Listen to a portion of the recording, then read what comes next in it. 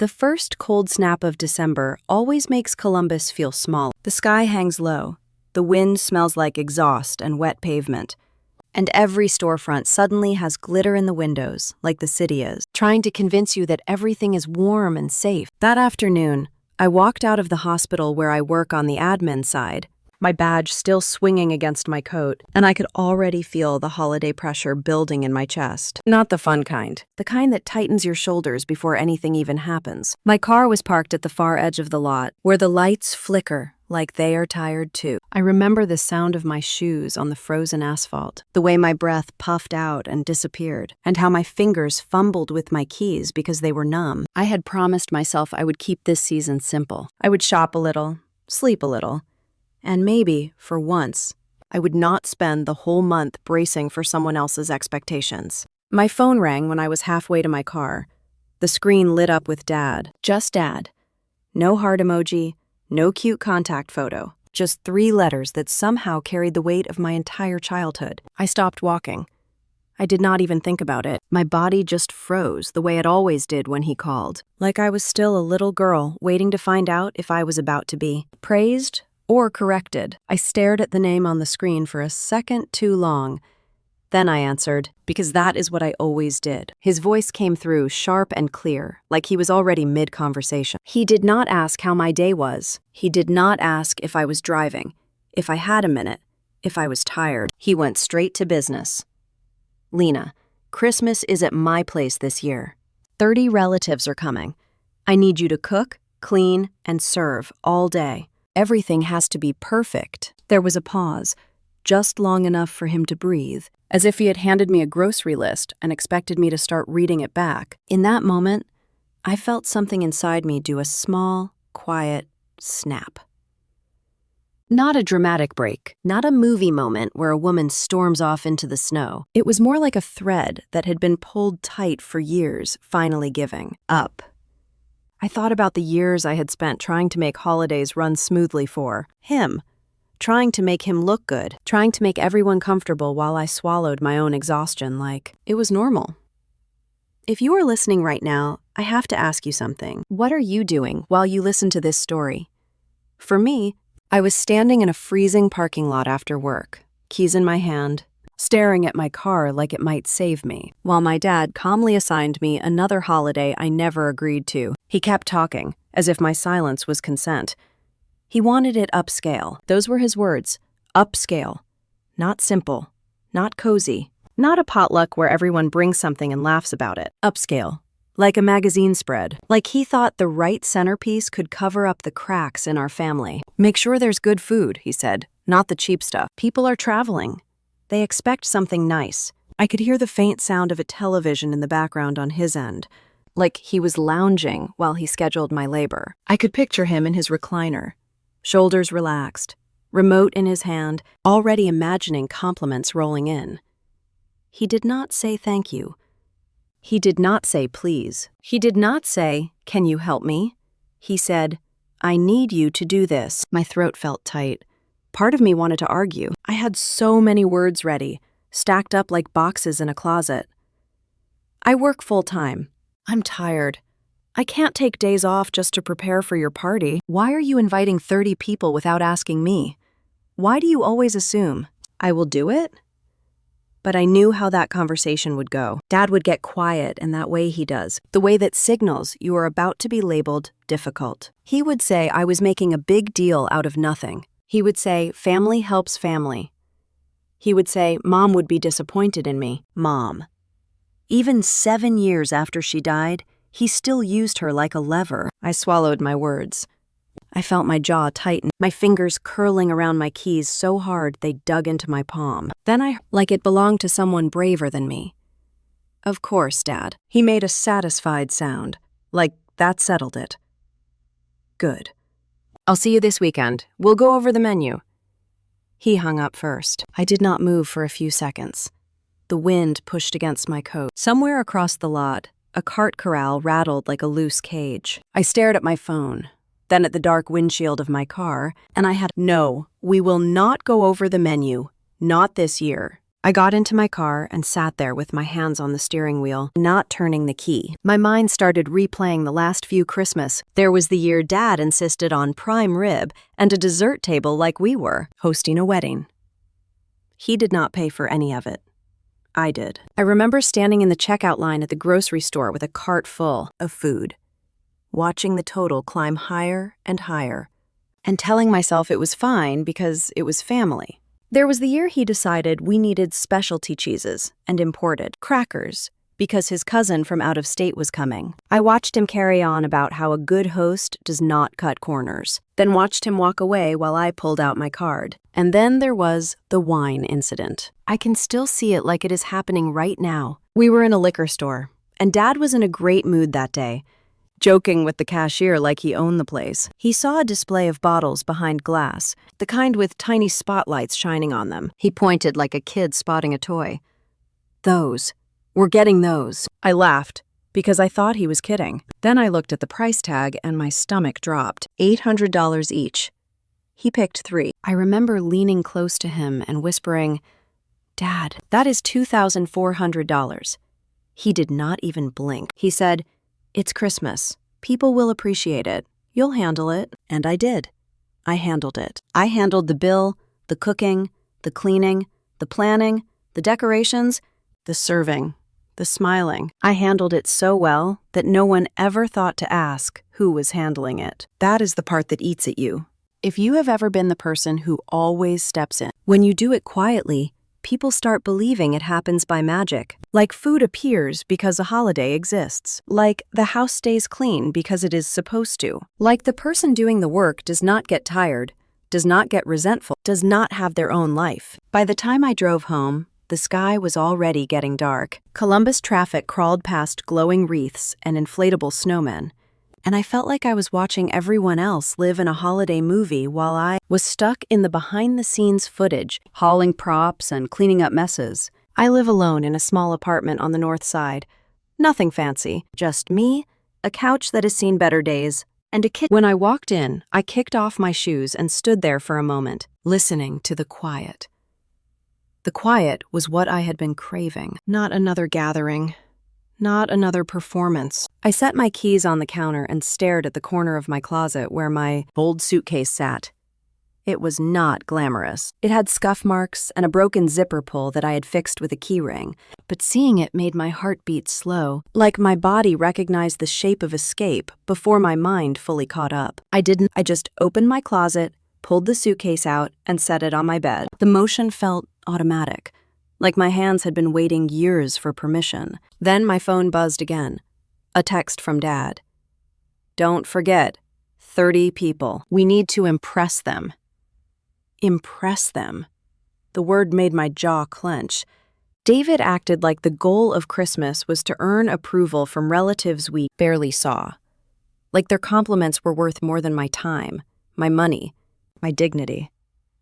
I typed a response, then deleted it. I typed again, then deleted that too. I could already hear his reply, dripping with disappointment. I could hear the way he would tell the story to the rest of the family. Lena is being difficult. Lena is stressed. Lena is dramatic. I sat on the edge of my bed and took a deep breath. I thought about Mom for a second, which still happens when I am at a crossroads. Mom had been the quiet glue in our house, the one who smoothed everything over. She cooked because she wanted to, because she loved feeding people.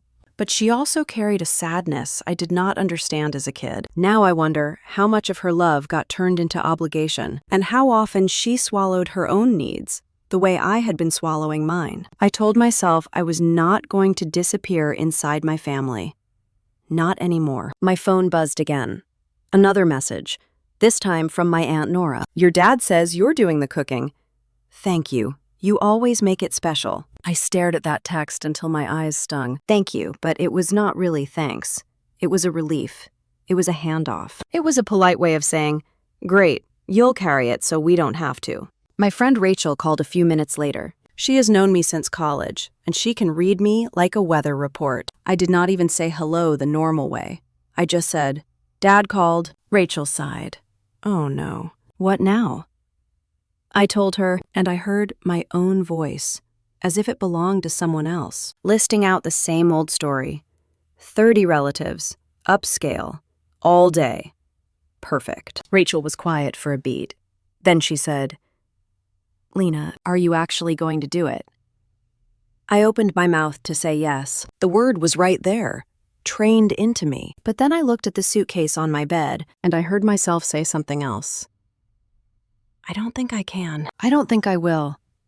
Rachel did not cheer or clap or act like it was cute. She just said, "Good, because you're exhausted and you're broke from paying for his idea of perfection. And he still talks to you like your staff." Staff. That word hit hard because it was true. I was not his partner in hosting. I was his unpaid help. After we hung up, I walked into my kitchen and opened my fridge. It was not empty, but it was not stocked for 30 people either. I saw the groceries I had bought for myself, the simple things that make my week run smoothly. Yogurt, salad, a carton of eggs, leftover soup.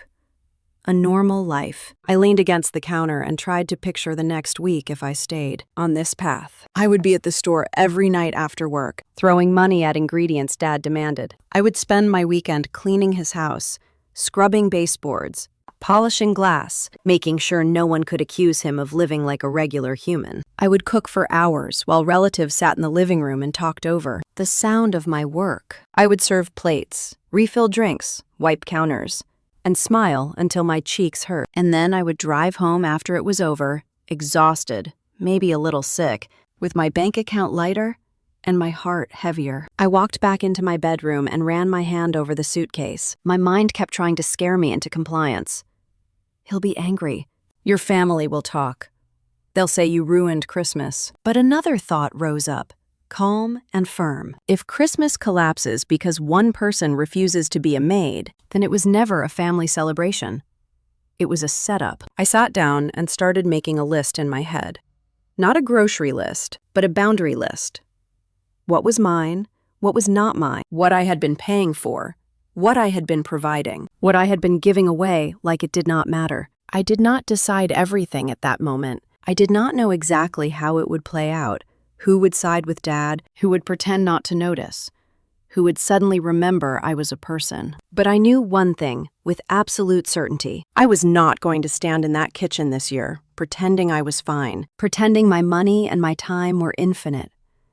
I was going to stop the machine. I pulled out a few clothes and folded them into the suitcase. Not a full packing job yet, just enough to make it real. My hands shook a little at first, then steadied. I could feel my heartbeat in my throat. But underneath, it was something else I had not felt in a long time. Relief. My phone buzzed again, and I did not check it right away. I zipped the suitcase partway, sat back on my bed, and let myself stare at the ceiling for a quiet moment, letting the reality settle in. A week before Christmas, my dad called and told me 30 relatives were coming, and I had to cook, clean, and serve all day. Everything had to be perfect. I said, of course. Then I hung up and started packing. I was not going to argue with him. I was going to leave, and for the first time in years, the thought of what would happen next did not scare me as much as it should have. It made me feel, in a way I could barely explain, like my life was finally about to belong to me again. That feeling did not come out of nowhere. It had been building quietly for years, stacking itself on top of every holiday, every family gathering, every time I found myself standing in a kitchen that did not feel like mine, doing work no one else even noticed. Once I started packing that night, memories began to surface on their own. Uninvited, but impossible to ignore. I did not become the family helper overnight. I became her slowly, one Christmas at a time. The first year it happened, I barely noticed it. Dad had just lost Mom, and everyone was fragile in that careful way people get when grief is still new. I volunteered to help because it felt like the right thing to do. I cooked a few dishes, cleaned up afterward, made sure Dad did not feel alone in his own house. People thanked me that year. They hugged me. They told me how strong I was. I went home tired but satisfied, believing I had done something good. The second year, it was assumed. David called a week before Christmas and told me what time people would arrive. He mentioned the menu as if it was already decided. He said it would be easier if I just handled it like last time. I remember pausing on the phone, waiting for him to ask if that was okay. He did not. I said yes anyway. That was the year he started using the word nicer. The food should be nicer. The table should look nicer.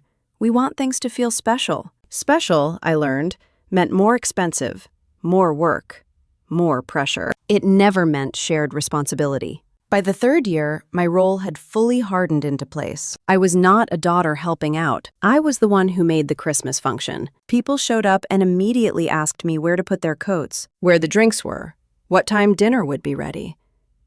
No one asked Dad. He was busy hosting, sitting in his chair, telling stories, accepting compliments for the atmosphere. I told myself it was temporary, that once things settled, once everyone adjusted, it would even out. That is what women like me always tell themselves. We confuse endurance with virtue. The money part crept in quietly too. At first, it was small things. David would ask me to pick up a few extra items because I was already at the store. I would pay and assume he would give me cash later. He never did, but it felt awkward to bring it up in front of family, so I let it go.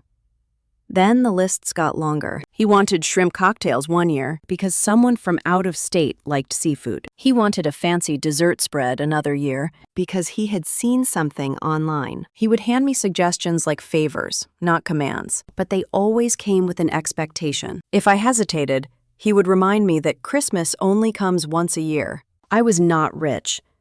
That is something I wish people understood. I worked full-time, I paid my own bills, and I tried to save when I could. I did not have some hidden fortune that made these expenses easy. I just had a strong aversion to public conflict. I hated the idea of relatives whispering about me being cheap or difficult. I hated the thought of embarrassing Dad in front of people he wanted to impress. So I paid. Quietly. Consistently. Without complaint. The year of the wine was when it crossed into something I could not unsee. We were at the liquor store together because Dad insisted on choosing the bottles himself. He liked the performance of it, chatting with staff, and acting like he was curating an experience. I followed him down the aisles, already bracing myself. When he stopped in front of the locked display and pointed, I felt my stomach tighten. Those bottles were displayed like jewelry, thick glass, elegant label, the kind of wine no one actually tastes properly during a loud family dinner. The clerk unlocked the case, and Dad asked for 3. Not 1, 3. When I quietly mentioned the price, he brushed it off. He said it was for the family. He said people would appreciate it. He said I would handle it. Not asked, told. At the register, the total came up, and I remember feeling my face heat up. The clerk looked at me, waiting. Dad had already stepped aside, chatting with someone he recognized. I pulled out my card and paid. The machine beeped.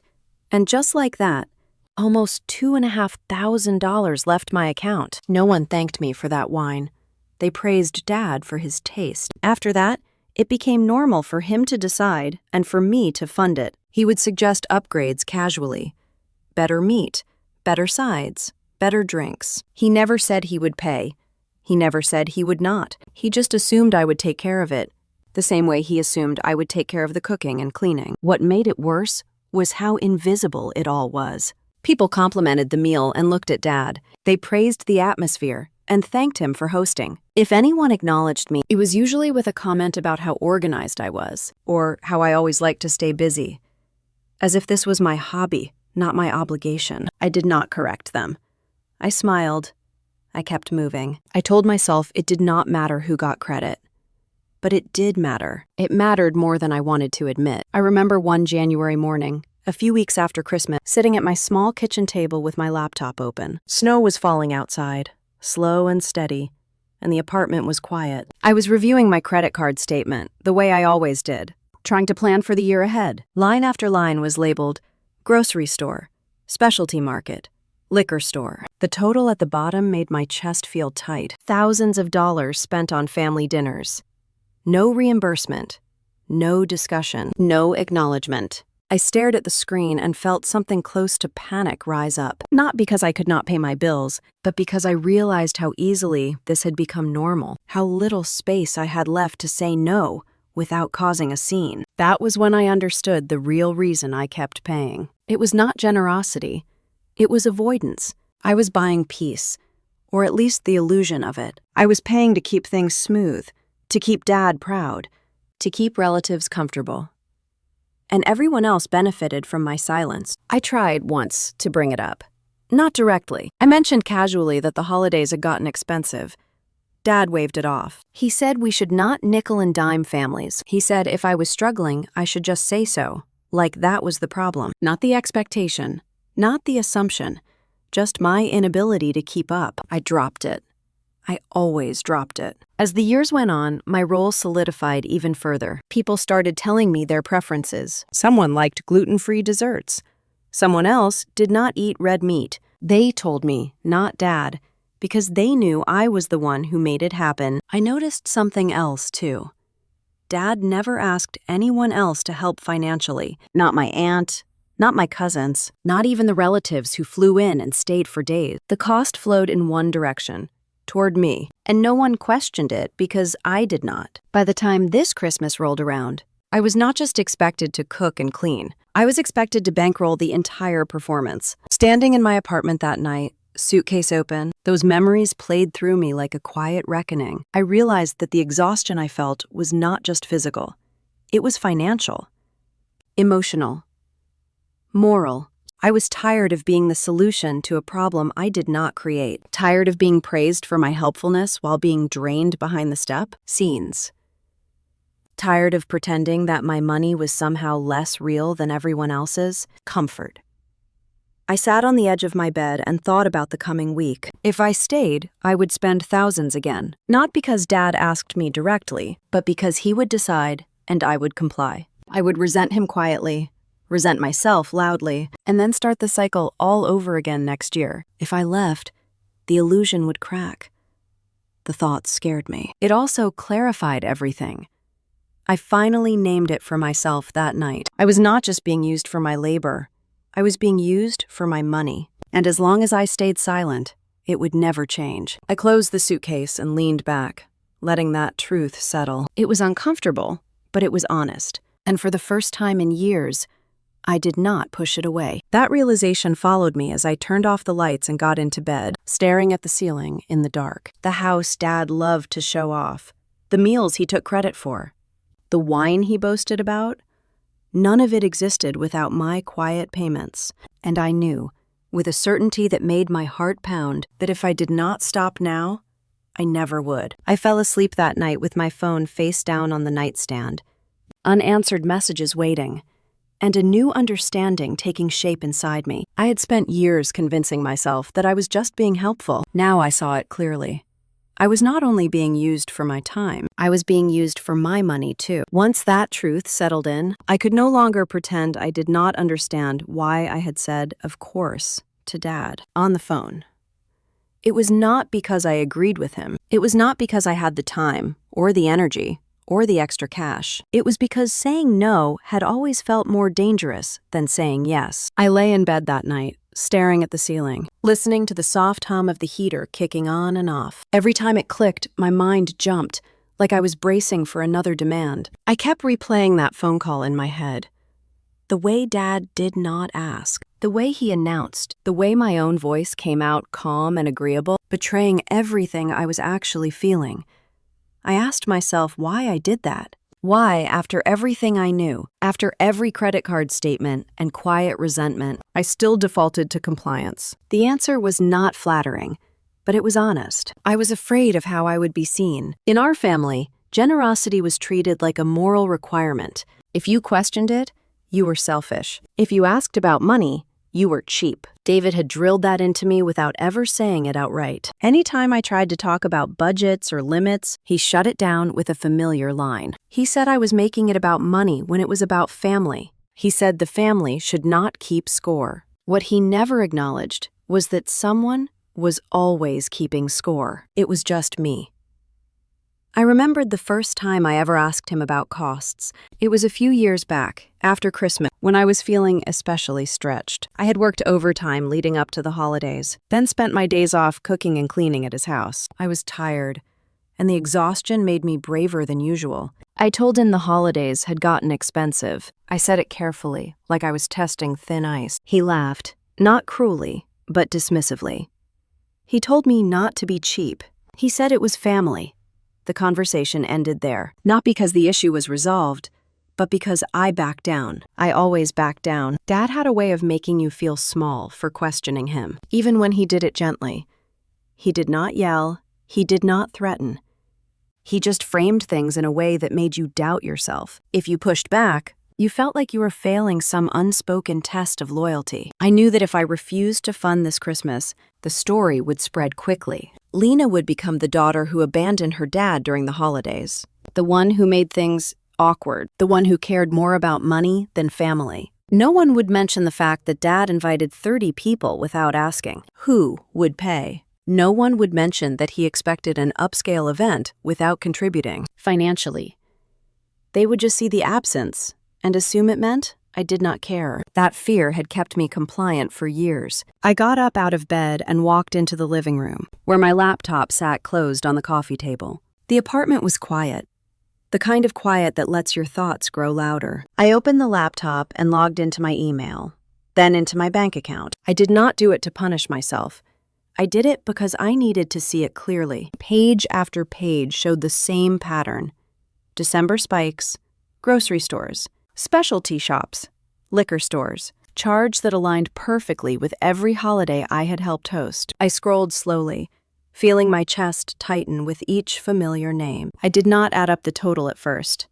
I was not ready. Instead, I looked at the dates, the rhythm of it, how reliably my money left my account for family events that were never framed as my responsibility, but always became my burden. When I finally did the math, I felt my stomach drop.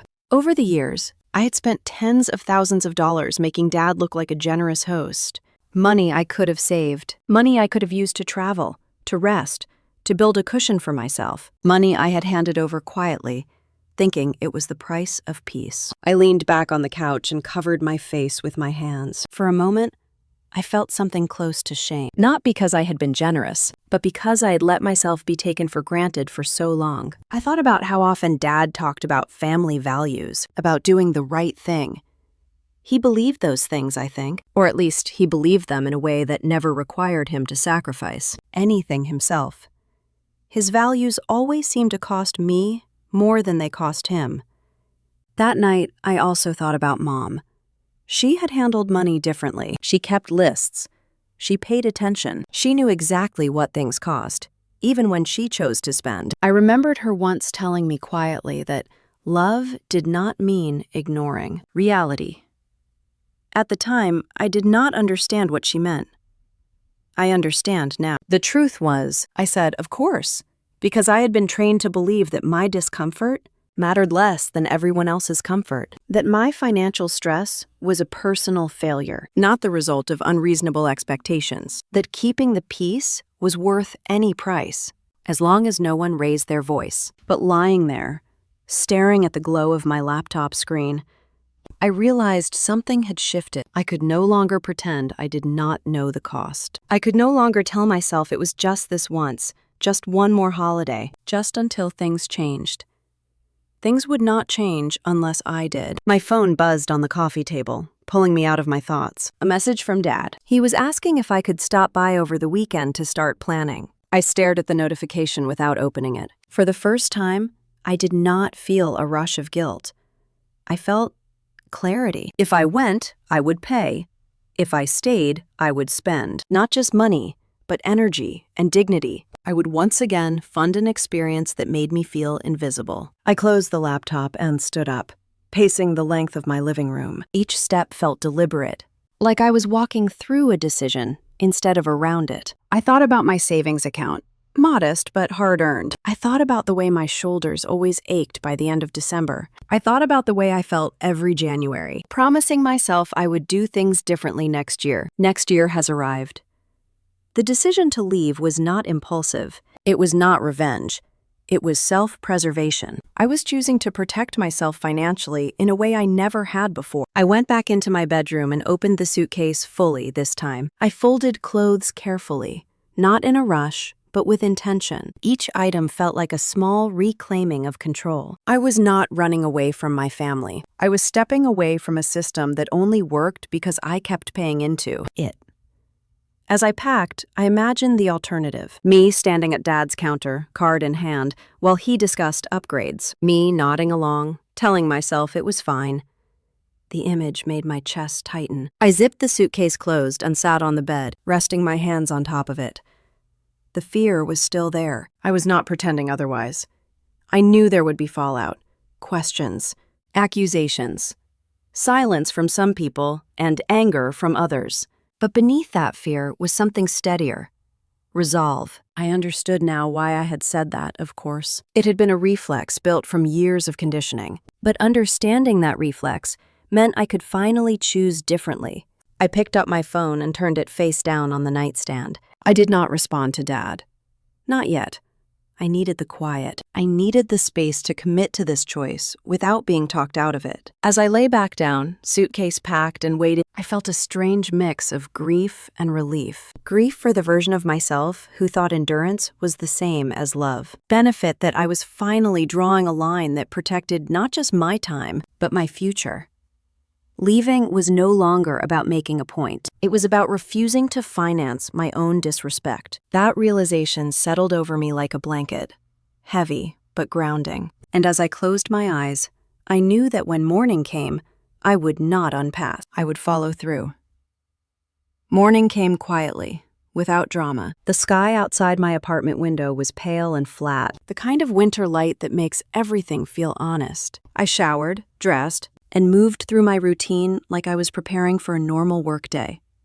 Except my suitcase stood by the door, fully packed, waiting. Every time I looked at it, my heart beat a little faster. Not with panic, but with determination. I drove to Dad's house just after sunrise. The streets were mostly empty, the holiday decorations still dark, inflatable snowmen slumped over like they were sleeping in. As I pulled into his driveway, I felt the familiar tightening in my chest, the reflex that told me to brace myself, to get ready to perform. I took a deep breath and reminded myself that this time I was not here to serve. The house was quiet when I let myself in with my key. Dad was still asleep upstairs. I could hear the faint sound of his snoring through the floorboards, steady and unbothered. For years, this house had felt like a workplace during the holidays, a place where I clocked in the moment I walked through the door. Standing there that morning, coat still on, I saw it differently. It was a stage set up for a show I was finally stepping out of. I started in the kitchen. The pantry door creaked when I opened it, revealing shelves packed with food I recognized because I had bought every item. Cans of broth, boxes of pasta, specialty ingredients Dad insisted on for his holiday menu. I took a moment to look at it all. Not with anger, but with clarity. This was my labor, my money, my effort sitting neatly on shelves as if it belonged to the house, not to me. I grabbed a few reusable bags from under the sink and began clearing it out. I worked methodically, placing items into bags, one shelf at a time. The sound of cans clinking together was loud in the quiet house. Each noise felt like punctuation, marking the end of an expectation. I did not rush. I let myself feel the weight of each bag as it filled. The flour I never used for myself. The imported olive oil Dad preferred. The baking supplies I bought every year because someone always wanted dessert. It all went into the bags. The refrigerator was next. I opened it and felt a brief flicker of guilt, the old instinct to leave things behind so no one would be inconvenienced. I pushed that feeling aside. I removed the vegetables, the meats, and the cheeses. Item meant for a feast I was no longer hosting. I left behind only the basics Dad would normally buy for himself. Milk, eggs, a few leftovers. Enough for a single man who knew how to feed himself. When the fridge shelves were bare, I wiped them down. A habit so ingrained, it almost made me laugh. Even now, I was cleaning up after myself. Some patterns die hard. I carried the bags out to my car and stacked them carefully in the trunk. The cold air bit at my cheeks, and I welcomed it.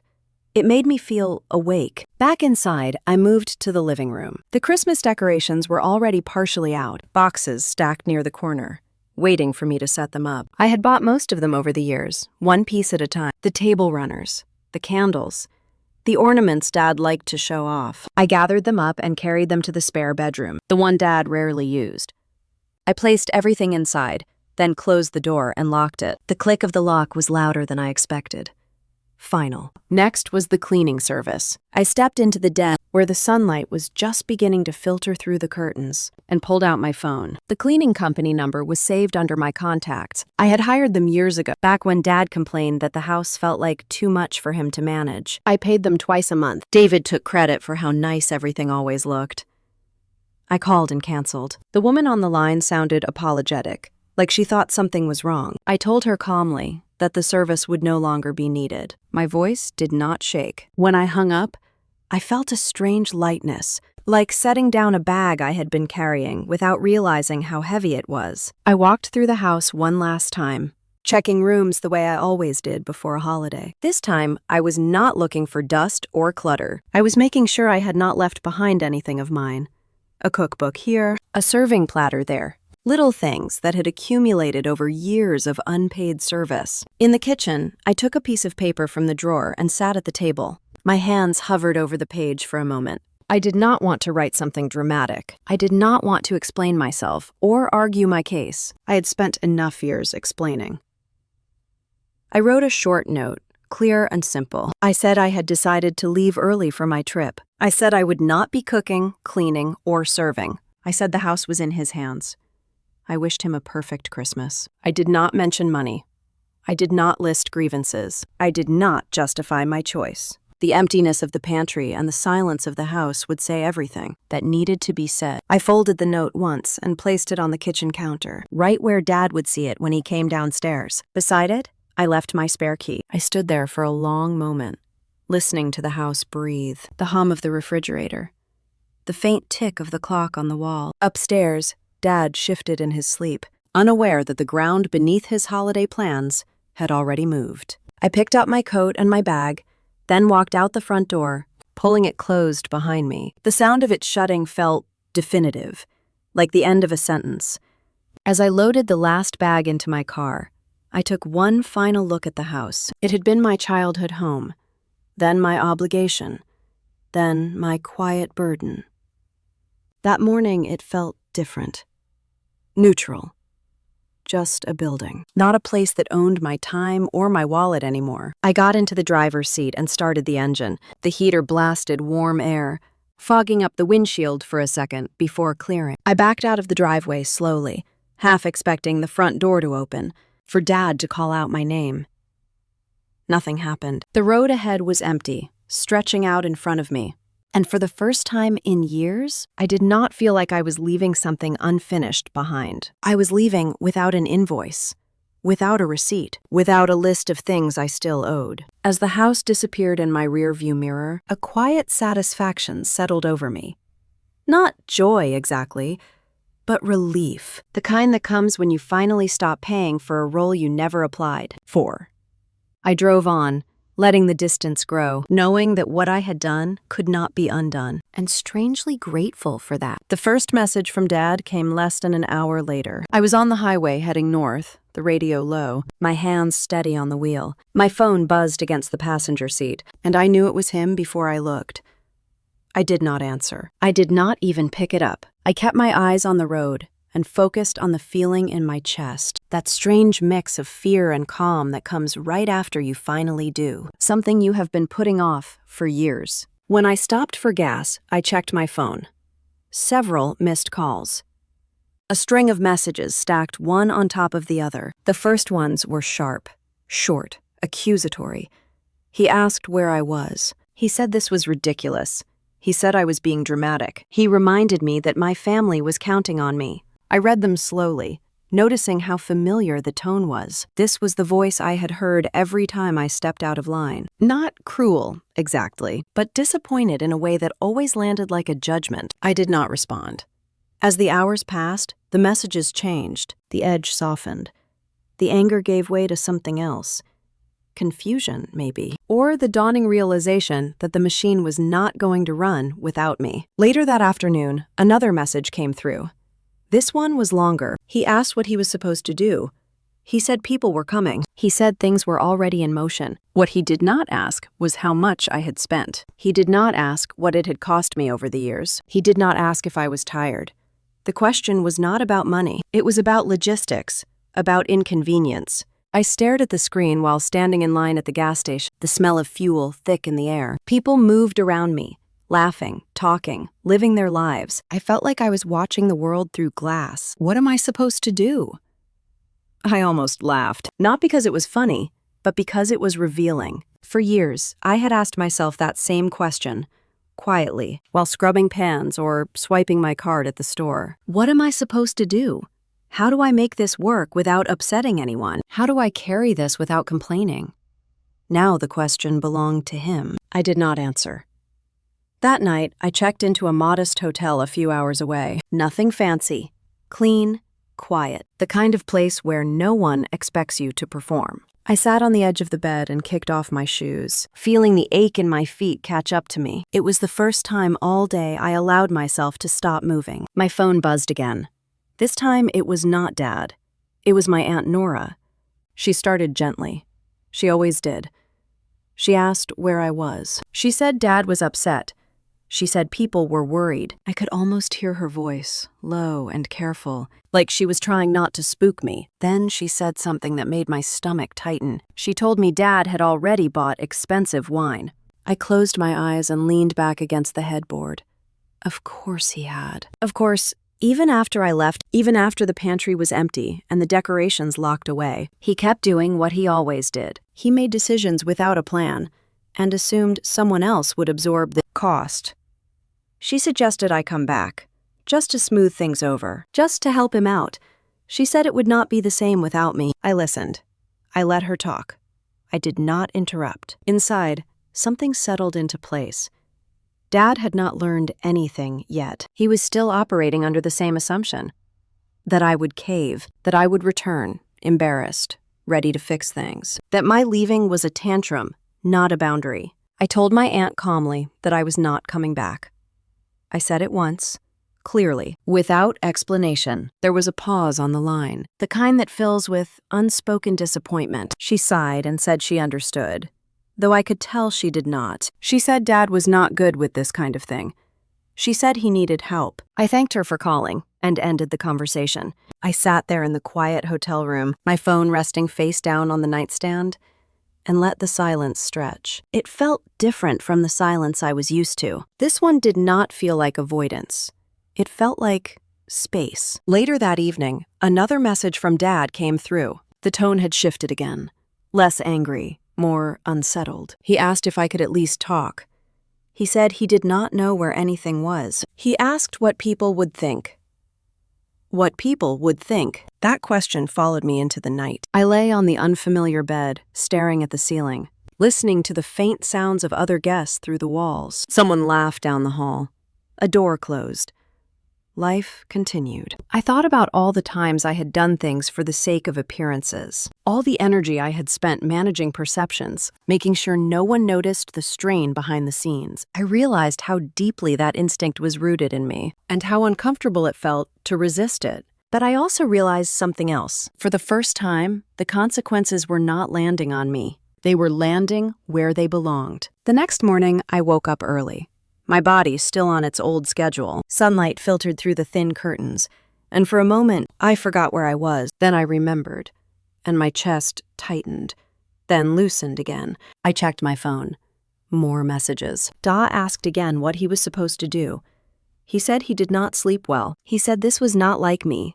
He said family mattered. Still, no mention of cost, no acknowledgement of the money he had already spent, or expected me to spend. Just urgency. Just pressure. Another call came in from a cousin I had not spoken to in months. She asked if everything was okay. She mentioned that Dad seemed stressed. She said she heard I left. The word left hung between us, heavy with implication. I told her I needed some time. I did not explain further. I did not defend myself. I was done narrating my choices for other people's comfort. As the day went on, the pattern continued. Messages. Calls, concern mixed with frustration. No one accused me outright, but I could feel the unspoken question hovering in every interaction. Why would you do this now? I wanted to tell them that now was the only time. It made sense.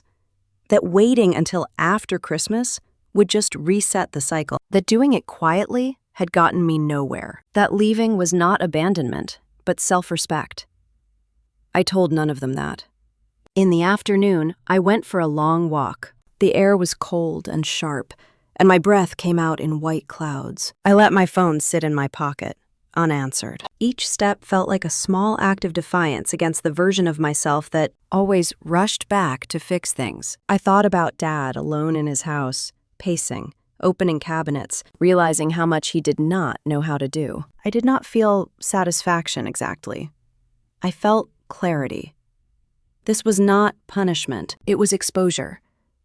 That evening, the messages slowed. The silence between them grew longer. I could sense the shift, the moment where panic turns into problem solving, where people stop demanding and start adapting. I ate dinner alone at a small restaurant near the hotel. The food was simple, warm. I paid the bill without thinking twice, and the irony did not escape me. This time, the money I spent was for me. Back in my room, I checked my phone one last time. A final message from Dad sat there, unread. I did not open it.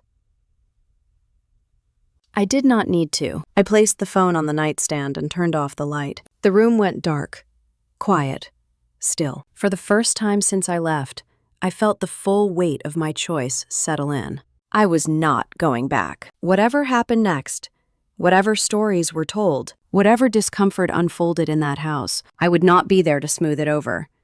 The storm was coming, and I was no longer standing in its path. The next morning, the first sign that the storm had shifted from possibility to reality came from my cousin Evan. He was not someone who texted often. Evan was the type who showed up, ate, made polite conversation, and left without getting tangled in anyone else's drama. So when his name popped up on my screen, before I even finished my hotel coffee, my stomach tightened. His message was short and blunt. People are arriving early. Some changed flights. Dad looks panicked. I read it twice, then set my phone down like it had weight. Early meant unplanned. Early meant there would be no grace period for Dad to pretend he had things under control. Early meant the house would be what it was. Empty pantry, locked decorations, no trays of food waiting in the fridge, no calm daughter in the kitchen smoothing everything over. Early meant the illusion would collapse in daylight, with witnesses. I sat on the edge of the hotel bed and tried to breathe normally. I told myself I was safe.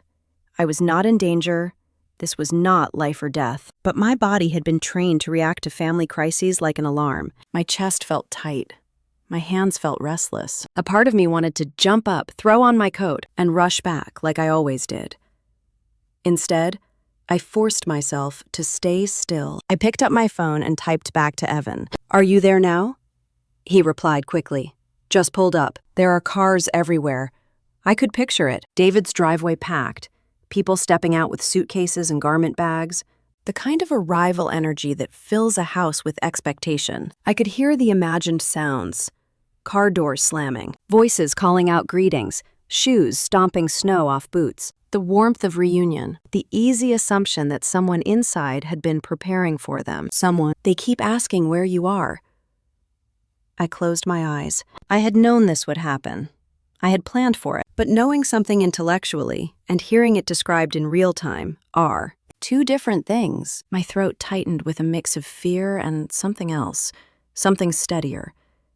Chief, because it was happening without me. The moment I always tried to prevent was unfolding exactly as it needed to. A few minutes later, my phone rang. It was my Aunt Nora again. I let it ring once, twice, 3 times, then answered because I could tell from the timing that she was calling from inside the fire. Her voice came through loud and strained, like she was trying to keep it together while speaking through clenched teeth. She did not say hello. "Lena, where are you?" I told her calmly that I was out of town. There was a sharp inhale on the other end. "Do you have any idea what is happening here?" I could hear noise behind her, voices overlapping, someone laughing too loudly, someone asking a question, the sound of suitcases rolling across the hard floor. It made my stomach flip. Nora lowered her voice.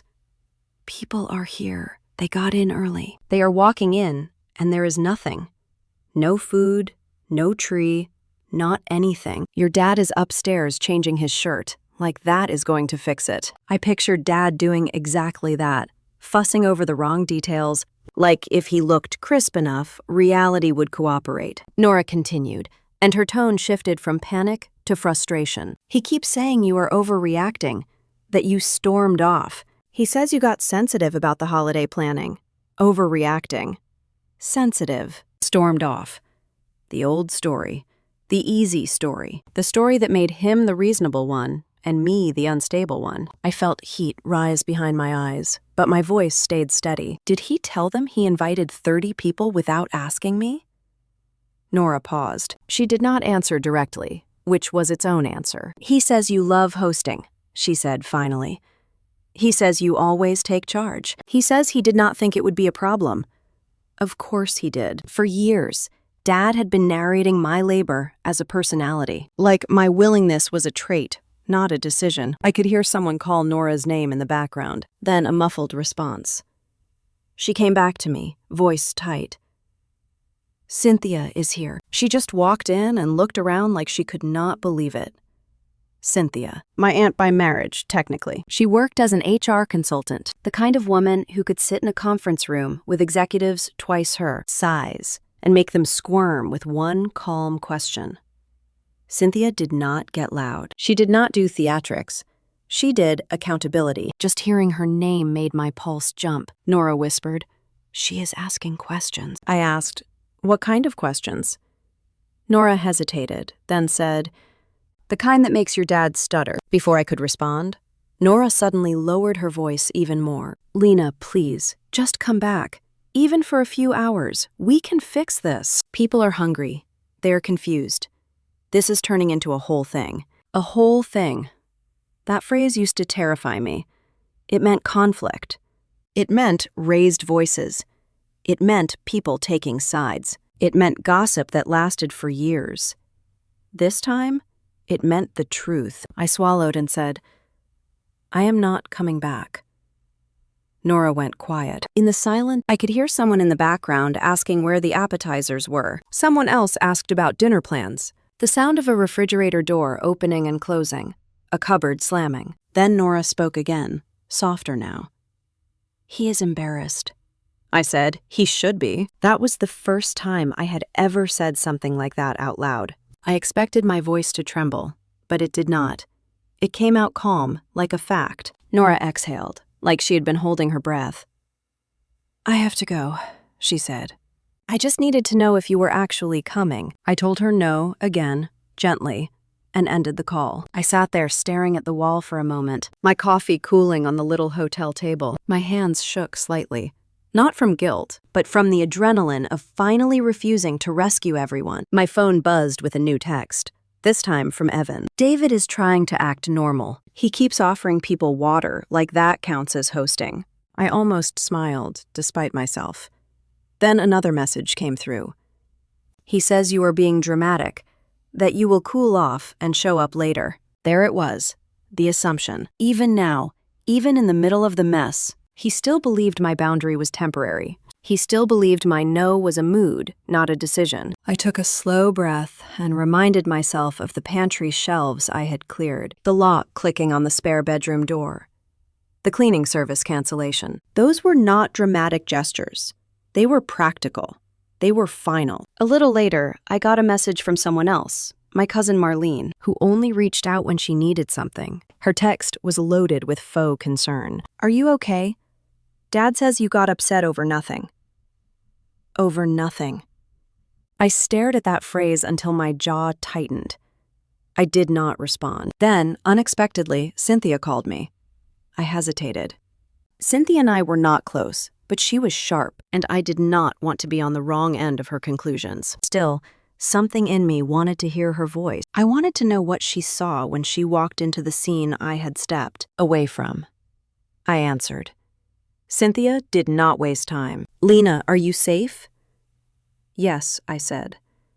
"Good. Then tell me one thing," she said, calm as ever. "Did you tell your dad you were not doing this?" I took a breath. I told him I would not be there. I told him I was going on a trip. I left him a note. Cynthia paused. "And he still invited everyone." Yes, another pause. The kind of pause that feels like someone taking notes in their head. I could hear voices behind her, muffled but tense. Then Cynthia spoke again, still calm. Your dad is telling people you are overreacting. He is saying you walked out in a huff because he asked you to help. I felt my face warm with anger. He did not ask. Cynthia's tone stayed even. I figured, that is why I am calling. Because I am standing in your dad's kitchen, and there is no food, and there are no decorations, and people are looking around like someone died. I swallowed hard. I did not know what to say to that. Cynthia continued, I want to understand something before I say what I am thinking out loud. Who usually pays for all of this? The question landed like a bell ringing in a quiet room. Who usually pays? Not who cooks, not who cleans. Who pays? My throat tightened. I told the truth. I do. Cynthia made a soft sound, like her suspicion had been confirmed. That is what I thought. She did not accuse. She did not gasp. She just absorbed it. The way she probably absorbed uncomfortable truths all day in her job. I added, carefully, that I am not rich. I just never wanted it to be a fight. Cynthia's voice softened slightly. I know. That is usually who gets stuck carrying things. The person who hates conflict. I closed my eye because that sentence felt like someone had seen me clearly for the first time in years. In the background, someone asked Cynthia where the wine was. She answered them without covering the phone, telling them to give her a minute. Then she came back to me. Lena, she said, did your dad contribute financially this year? Or any year? I let out a short breath. Not really. He buys a few basics, but the big stuff, the special stuff, the upscale stuff, that has been me. Cynthia went quiet for a moment. I could almost hear her organizing the information, turning it into a simple, undeniable pattern. Then she said, I'm going to ask him this in front of people. My heart jumped. Cynthia, you do not have to. I do, she replied.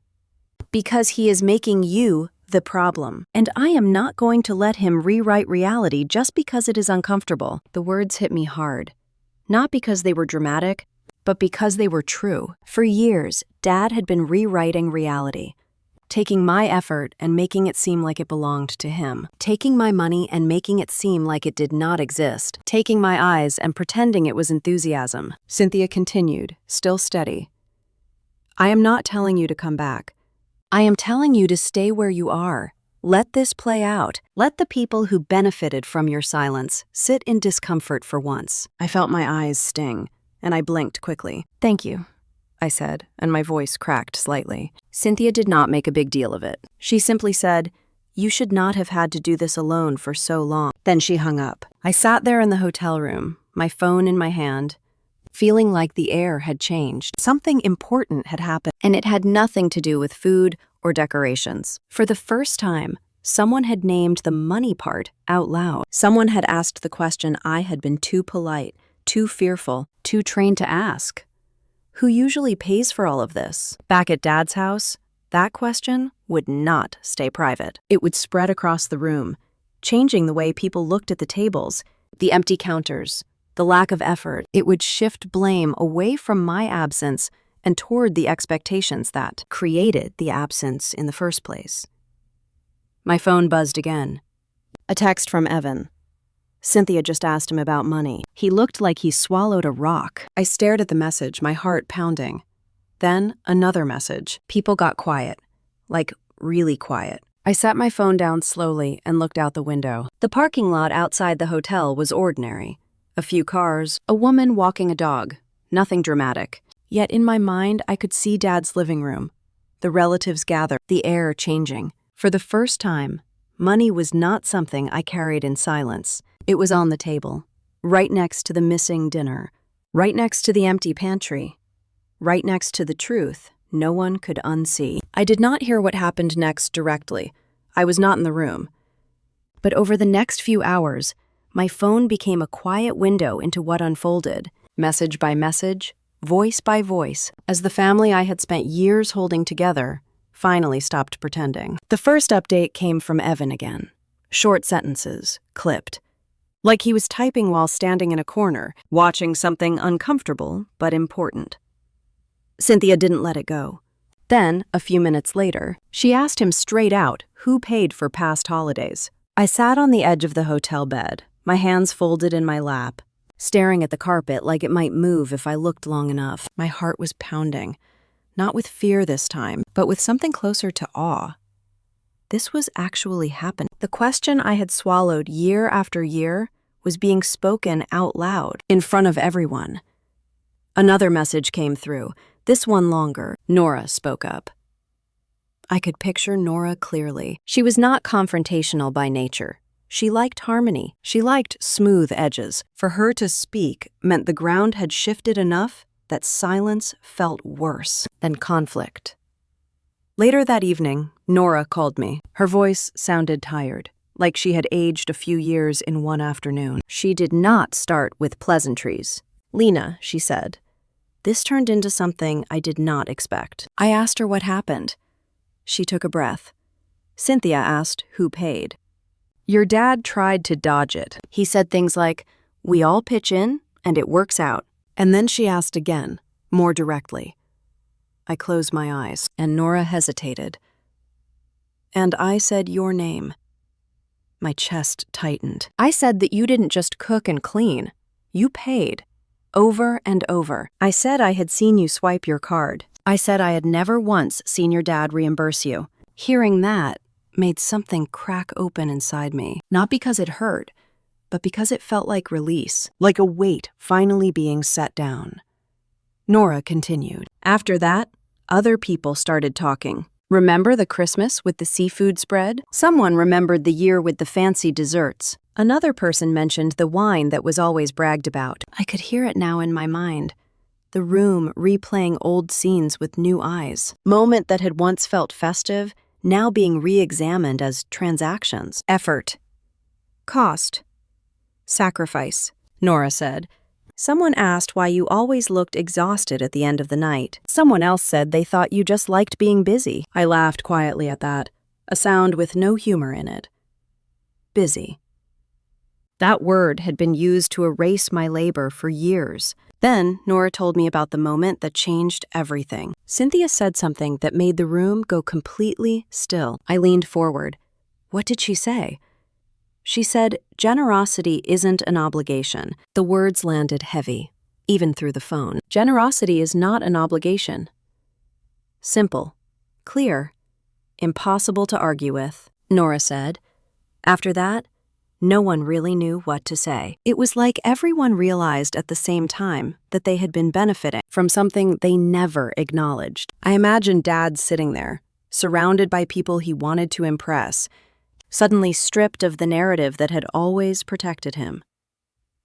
No shouting, no accusations, just a quiet, undeniable truth settling into the room. I asked Nora what Dad did. She paused for a long moment.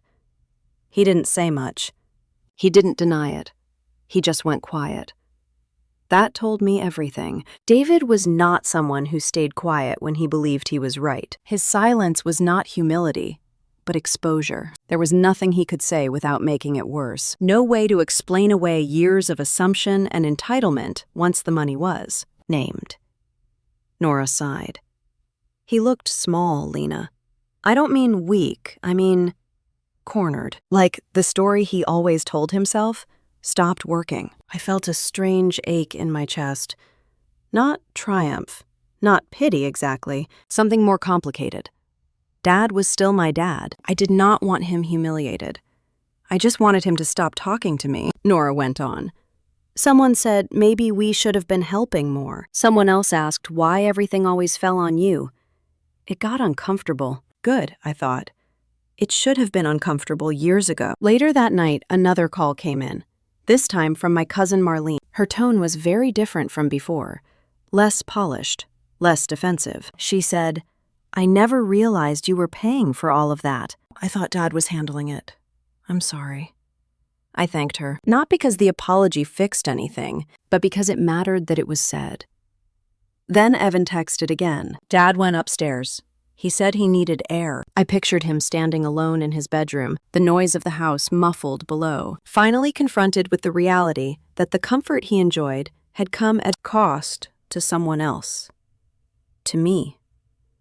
I did not feel victorious. What I felt was grounded, like the truth had finally reached the surface and could not be pushed back down.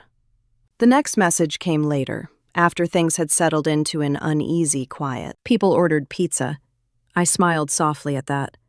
Pizza. Paper plates. No fanfare, no performance, just food to get through the evening. Evan added, "It's weirdly calmer now." That made sense. Once the illusion broke, there was nothing left to maintain. No one is scrambling to keep up appearances. No one is silently resentful in the kitchen. Nora called me one last time before bed. "I wanted you to know," she said, "that what you did didn't ruin anything. It exposed something that needed to be seen." I thanked her, my voice thick. After we hung up, I sat alone in the quiet hotel room, the lights dim, the city humming faintly outside the window. I thought about all the times I had imagined standing up for myself and felt sick with fear.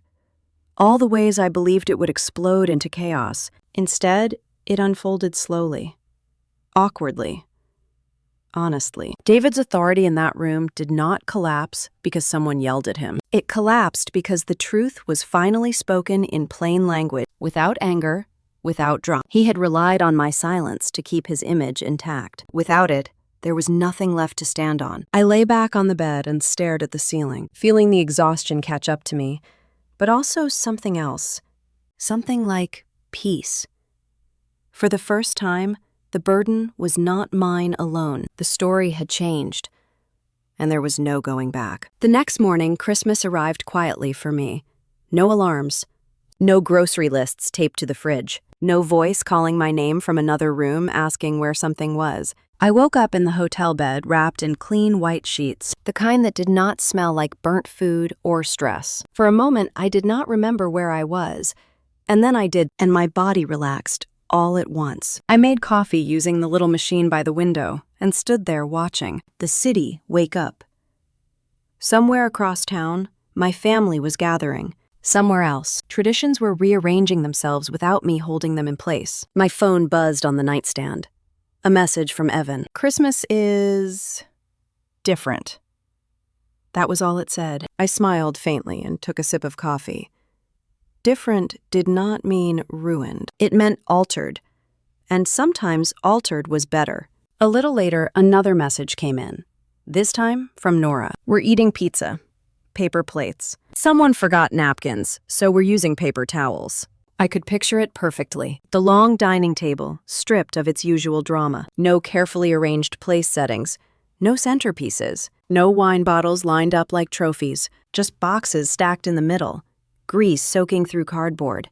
People grabbing slices and sitting wherever there was space. Nora added, "No one seems upset about it." That was the part that made my chest tighten. For years, Dad had insisted that everything had to be perfect, that the food had to be impressive, that appearance mattered. He had framed it as hospitality, as pride. But without my labor and my wallet smoothing every edge, something interesting had happened. The expectations evaporated. Evan sent a photo. I did not ask for it, but he sent it anyway. I opened it slowly. The living room looked smaller somehow. Folding chairs pulled up where they fit. Kids sitting cross-legged on the floor. A couple of cousins leaning against the counter. No one dressed up. No one performed. Someone was laughing in the background. I stared at that photo longer than I meant to. Another message came in from Marlene. "Honestly, this is kind of nice. Less pressure. Less pressure." That phrase echoed in my mind. Later that afternoon, my phone rang. It was Nora again. Her voice sounded lighter than it had the night before. "People are actually talking," she said. "Not just complimenting the food or asking where you got things. Just talking." I asked her how Dad was doing. She paused. "He is quieter than usual, but he's not angry. Just watching." Watching what? I wondered. Watching a version of Christmas that did not revolve around him being admired. Watching a gathering that did not require someone else to carry the weight. Nora continued. "Someone said something interesting earlier. What? They said we don't need fancy food to be together. We never did." I closed my eyes. That sentence landed deeper than anything else, because it confirmed what I had suspected for years but never allowed myself to believe. The extravagance was never for the family. It was for Dad, for his image, for his comfort, for his sense of control. Without me paying for it, without me executing it, the illusion dropped, and no one missed it. The rest of my Christmas day passed quietly. I took a long walk. I ate takeout, and I chose myself. I read, I rested. I did things without timing them around other people's needs. In the evening, Evan called. He sounded tired but calm. "I just wanted you to know," he said. "This isn't falling apart. It's just simpler." Simpler. The word felt like a gift. He added, "Dad hasn't complained once today. Not about the food, not about the setup." That surprised me more than anything. Maybe because complaining would require admitting he expected more. Admitting that more usually came from me. When the call ended, I sat back and let the quiet fill the room. Somewhere inside, a long-held belief finally loosened its grip. I had believed that without my effort, things would collapse, that I was the glue, the only one holding the family together. But Christmas had come and gone, and the world had not ended. What disappeared was not love, no connection. What disappeared was excess, and with it, the unspoken rule that I was responsible for everyone else's comfort. As night fell, I realized something else. The perfection Dad demanded had never been a family value. It was a personal standard he outsourced to me. Without my money, without my labor, that standard no longer existed, and no one asked for it back. I turned off my phone and sat in the quiet, knowing the next conversation with Dad would be different, because something fundamental had already changed. The story we had all been telling ourselves no longer made sense, and that truth, once seen, could not be unseen. I stayed one more night at the hotel, not because I was hiding, but because I needed to let the new reality settle before I stepped back into the old one. I knew if I went back too fast, I would fall into my usual role out of habit. I would start fixing things without thinking. I would apologize for other people's discomfort. I would smooth edges that did not belong to me. So I took my time. The morning after Christmas, I woke up early and drove back toward Columbus with the radio off. The roads were quiet, lined with salt stains and leftover holiday lights. My mind kept drifting to the image Evan sent. Everyone eating pizza, laughing, sitting wherever there was space. The simplicity of it had felt like a lesson I was still learning. When I pulled into Dad's driveway, my stomach tightened anyway. Muscle memory does not disappear overnight. That house still held years of expectation, and I could feel my body preparing to step back into the version of me that kept things running. I sat in my car for a moment, hands on the steering wheel, breathing slowly. Then I got out and walked to the front door. Dad opened it before I could knock. He looked different than he had on the phone. Not angry, not dramatic, just tired. His hair was a little messier than usual, and his eyes had that bruised look people get after a long day of pretending. "They are fine." He stepped aside to let me in. The house smelled faintly like stale pizza and coffee. Not unpleasant, just real. The living room had signs of people being there. A couple of paper plates in the trash. Coats draped over a chair. A folded blanket on the couch. It felt lived in, not staged. David cleared his throat like he was about to start with a complaint, then stopped. "He just said you're back." I nodded. "I'm back." There was a pause. We stood there, looking at each other, both aware that we were not just talking about my physical presence. We were talking about what had changed. He gestured toward the kitchen, and I followed him in. The counters were bare. No serving trays. No fancy leftovers packed neatly in containers. No evidence of a feast that took days to prepare. It looked like a normal kitchen after a normal holiday, not a performance. David picked up the coffee pot and poured himself a cup, then glanced at me as if asking whether I wanted one. For years, I would have automatically said yes, then gotten up to make it myself. This time, I said no thank you, and stayed seated. That small moment mattered more than it should have. David sat across from me at the kitchen table, fingers wrapped around his mug. His shoulders slumped slightly, like he had been holding them up on purpose, and finally got tired. He spoke first. "It got out of hand," he said. I waited. I did not fill the silence. I did not rescue him with excuses. He took a breath. "People came early. I didn't expect that. I didn't have a plan." I nodded once. Dad looked down at his coffee, then back up. Cynthia made it sound like I've been taking advantage of you. The words were careful. Not a confession, not an apology, but an acknowledgement that the accusation existed. I said quietly, "Dad, you have." His jaw tightened for a second. He looked like he wanted to push back, then stopped himself. "I didn't think about it like that," he said. "I just got used to you handling things." There it was. Not malice. Habit. Entitlement, wrapped in familiarity. I could feel my heartbeat in my throat, but I kept my voice steady. Getting used to it doesn't make it fair. Dad exhaled through his nose, and for a moment he looked older than I remembered. He stared past me at the empty counter, as if he could see all the meals that used to appear there without him, understanding how. "I didn't think about the cost," he said finally. "I mean, I knew it cost money, but I didn't put it together. I didn't realize how much." He sounded embarrassed saying that, like admitting ignorance was humiliating. I almost softened out of instinct, the old reflex that tells you to make your parents feel better. But I stopped myself. Comforting him would slide us right back into the same pattern, where I manage his feelings and he learns nothing. So I told him the truth. "I paid for more than you know, Dad. I paid because you asked for things to be fancy. You wanted it upscale. You wanted people impressed. And every time I tried to bring up a budget, you told me not to be cheap." Dad's eyes flicked away, then back. He did not deny it. I could feel the air in the room change. Not tense in an explosive way, tense in a real way, like a wound being cleaned. It stings, but it is necessary. He swallowed. I shouldn't have said that. I let that sit. It was the closest thing to an apology he had offered so far. Then he said, "I didn't know you were keeping track." That hit me in a strange way, not because it was offensive, but because it revealed how he saw me, as someone who could absorb and forget, as someone whose generosity reset every year like a blank page. I answered gently but firmly. "I wasn't keeping track to throw it in your face. I was keeping track because it was my life. It was my money, and I kept hoping it would stop feeling like a burden." Dad stared at his mug for a long moment. The silence stretched. I could hear the faint ticking of a clock somewhere in the house. It reminded me of all the silent hours I spent prepping food while everyone else talked in the other room. Dad cleared his throat again. "Nora told me you canceled the cleaning service."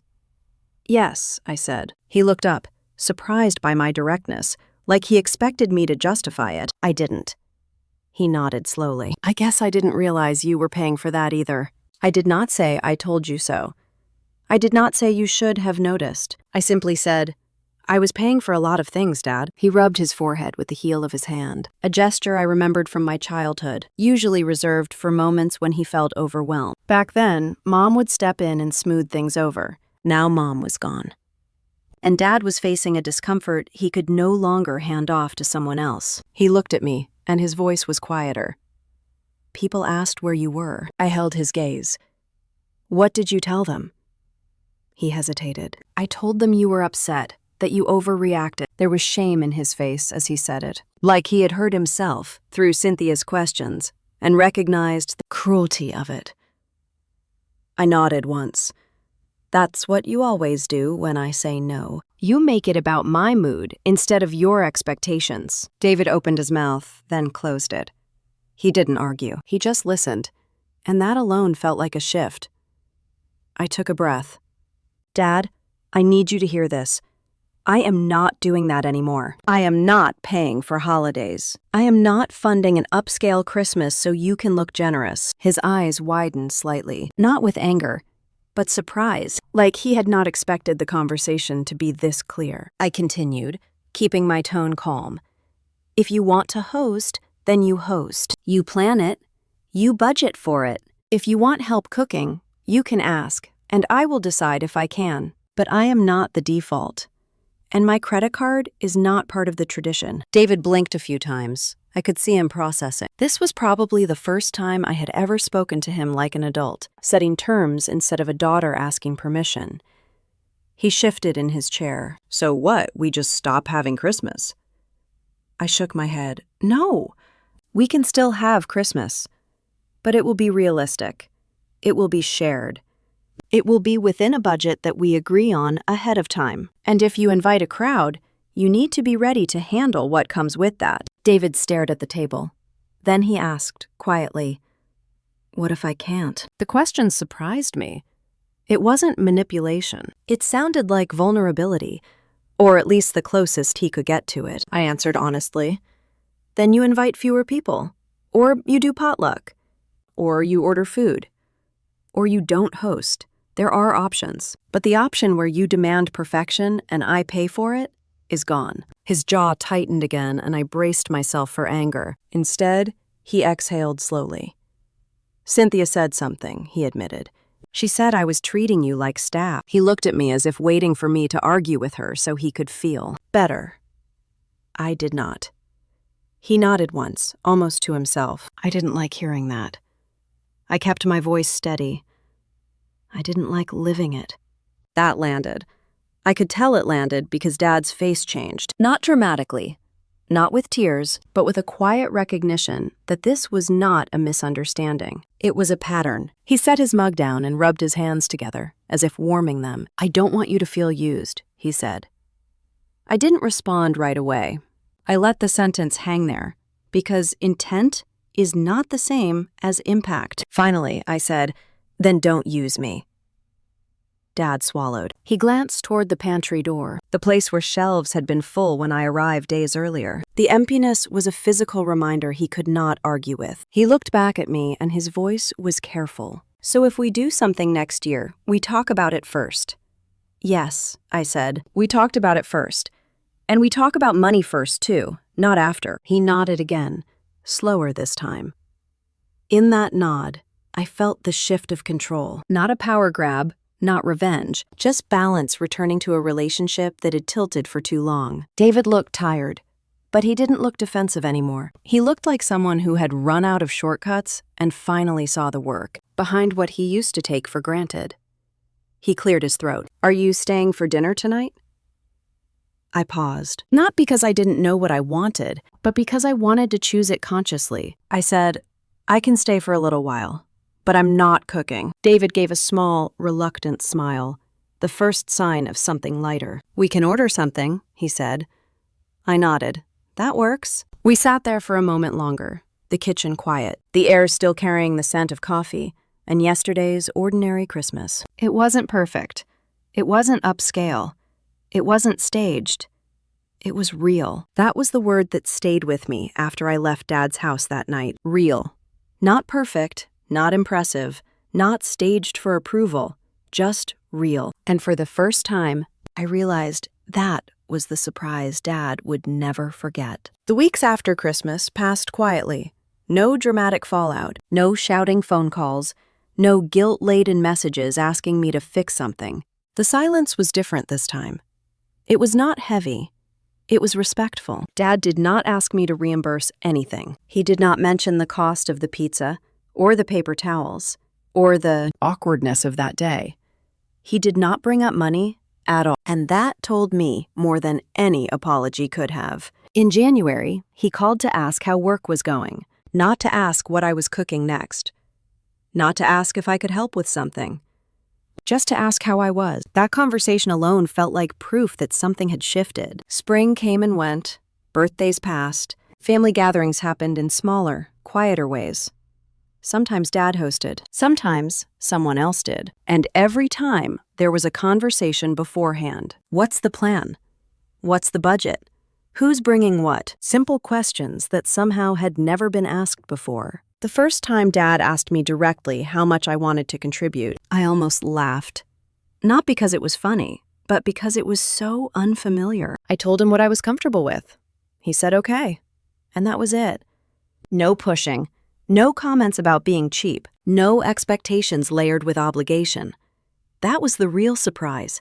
By the time there were fewer people, fewer decorations. The menu was simpler. There was no expensive wine, no upscale demands, no last-minute grocery runs that left me exhausted and resentful. Costs were split. Food was shared. No one ordered anyone else around.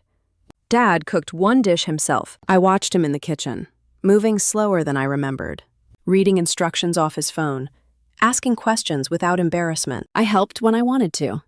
I stepped back when I didn't. And no one assumed anything. That Christmas did not sparkle the way the old ones did. It did not impress anyone on the outside. But something else happened instead. People stayed longer at the table.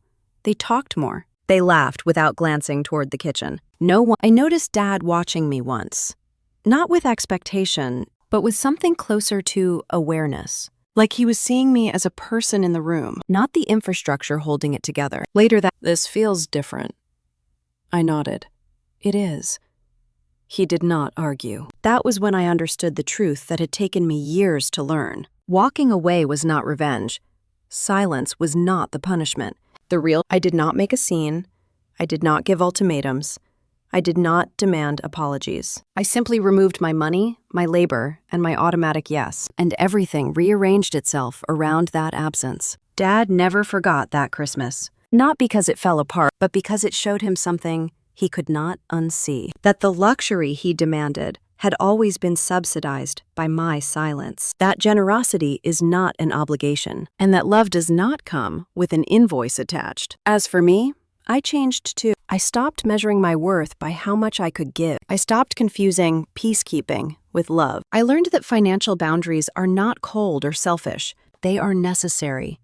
Just like emotional ones. I still show up for my family. I still care. I still help. But I do it with consent now, not pressure. With clarity, not fear. And that has made all the difference. If you have ever been told you were too much, or not enough for your own family, remember this. Silence can be power, and truth can be the loudest revenge. Tell me in the comments what integrity means to you and where you are listening from.